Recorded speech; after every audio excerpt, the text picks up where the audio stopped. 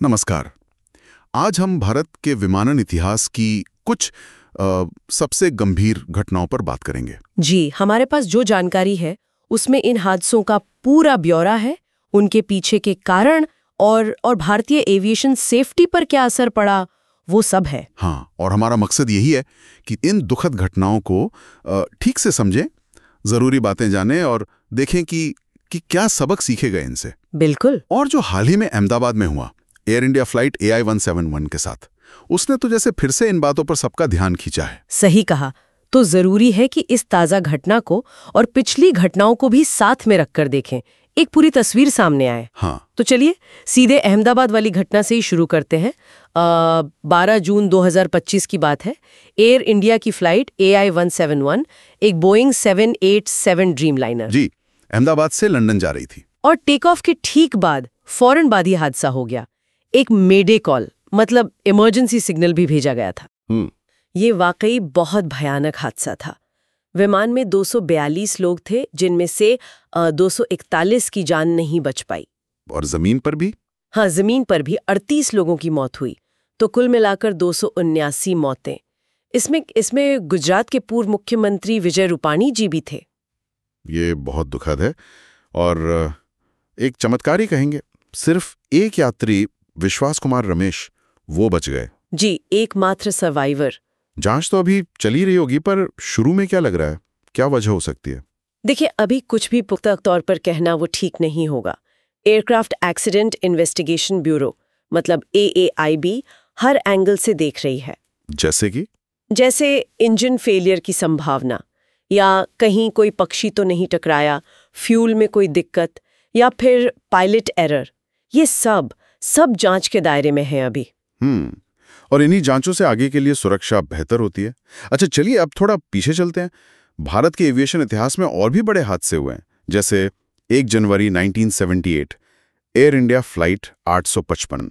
Emperor Ashok भी कहते थे। और वो भी टेक ऑफ के तुरंत बाद? हाँ, सिर्फ 101 सेकंड के अंदर अरब सागर में गिर गए। उसमें सवार सभी 213 लोग मारे गए, कोई नहीं बचा। इतनी जल्दी? वजह क्या थी इसकी? कोई तकनीकी खराबी? जांच में पता चला कि विमान का एक बहुत जरूरी इंस्ट्रूमेंट होता है, एटीट्यूड डायरेक्शन इंडिकेटर या ADI, वो ठीक से काम नहीं कर रहा था। अच्छा। तो पायलट को विमान के एंगल का, उसके झुकाव का सही पता नहीं चल पाया। एक तरह का दिशा भ्रम हो गया उन्हें, जिसे स्पेशल डिसओरिएंटेशन कहते हैं। हाँ। और बस विमान काबू से बाहर हो गया। ओह, यानी उपकरण की खराबी, इसने तो इंस्ट्रूमेंट रिलायबिलिटी पर बड़े सवाल खड़े कर दिए होंगे। बिल्कुल, लेकिन कई बार सिर्फ उपकरण नहीं, मानवीय चूक, कम्युनिकेशन गैप, ये भी वजह बनते हैं।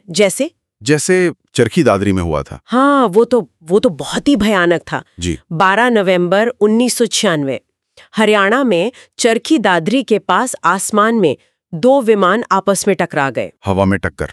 जी, एक सऊदी एयरलाइंस की बोइंग 747 थी और दूसरी कजाकिस्तान एयरलाइंस की इल्यूशन IL-76। इतिहास की सबसे घातक हवा में हुई टक्कर थी ये। कितने लोग? दोनों विमानों के सभी 349 लोग मारे गए। इस हादसे ने इसने तो पूरी दुनिया के एविएशन सिस्टम को हिलाकर रख दिया था। इसका कारण क्या माना गया था? मुख्य वजह ये थी कि जो कजाक विमान था, उसके पायलट ने जो तय ऊंचाई थी उसे मेंटेन नहीं किया। वो ATC के इंस्ट्रक्शन के खिलाफ नीचे आ गया था। नीचे आ गया। हाँ, और शायद भाषा की दिक्कत भी रही हो कम्युनिकेशन में।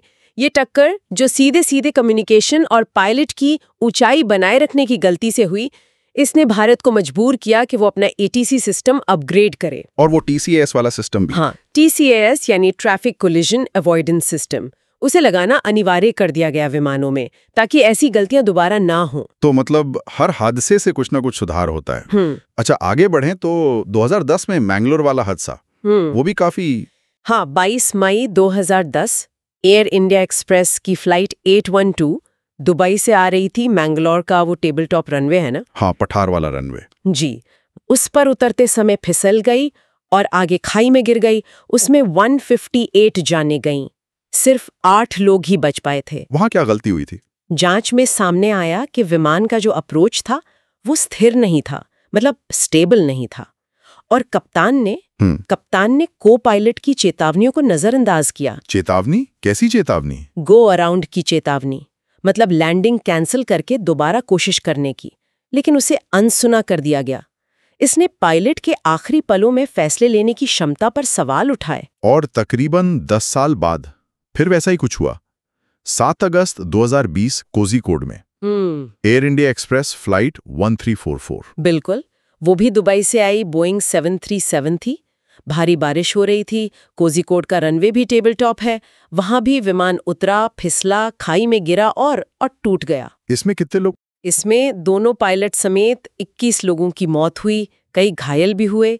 कारण फिर से वही मिलते जुलते, पायलट की चूक, मौसम खराब, रनवे गीला। मतलब 2 टेबल टॉप रनवे हादसे करीब करीब एक जैसे हालात में। हाँ, और इन दोनों हादसों ने सिर्फ पायलट के फैसलों पर ही नहीं, बल्कि ऐसे मुश्किल रनवे के लिए खास ट्रेनिंग और वहाँ के इंफ्रास्ट्रक्चर पर भी ध्यान दिलाया। तो हमने देखा कि कैसे अलग अलग वजह रही हादसों की, कभी उपकरण खराब, कभी हवा में टक्कर, कभी लैंडिंग के वक्त चूक, लेकिन हर बार सुरक्षा नियमों को, प्रोसीजर को बेहतर बनाया गया। अगर हम दुनिया के हिसाब से देखें तो भारत का एविएशन सेफ्टी रिकॉर्ड कैसा है? देखिए, अगर कुल हादसों और मौतों का आंकड़ा देखें तो 1945 से अब तक भारत में 95 से ज्यादा हादसे हुए हैं, जिनमें 2350 से ज्यादा जानें गई हैं। ये नंबर बेशक बहुत बड़ा है, दुखद है। लेकिन अगर हम कुछ और बड़े देशों से तुलना करें, जैसे अमेरिका, रूस, ब्राजील, चीन, तो उनके मुकाबले भारत में दुर्घटना की दर कम है। अच्छा। हाँ, और जैसा आपने कहा, हर हादसे के बाद सबक लिए गए हैं। एटीसी सुधरा है, टीसीएएस अनिवार्य हुआ, पायलट ट्रेनिंग बेहतर हुई है, रनवे सेफ्टी पर ध्यान दिया गया है, खासकर टेबल टॉप रनवे पर। एआईआई भी लगातार इन चीजों पर काम करती है। तो कुल मिलाकर हम कह सकते हैं कि भारत ने दुखद हादसे देखे हैं, लेकिन इनसे सीखते हुए सुरक्षा को मजबूत भी किया गया है। अहमदाबाद की घटना ये जरूर याद दिलाती है कि हमें हमेशा सतर्क रहना है। पर दुनिया के स्तर पर देखें तो भारत का रिकॉर्ड ठीक ठाक है। सही कहा। और ये सोचना भी जरूरी है कि आज जो हम इतनी सुरक्षित हवाई यात्रा कर पाते हैं, उसके पीछे उन अनगिनत लोगों की दुखद कहानियां हैं, वो सबक हैं जो उनसे सीखे गए, वो लोग जो अपनी मंजिल तक कभी पहुंच ही नहीं पाए। सुरक्षा के ये जो स्टैंडर्ड्स बने ना, इनकी एक मानवीय कीमत चुकाई गई है। अगली बार जब कोई विमान उड़े तो शायद ये याद रखना भी जरूरी है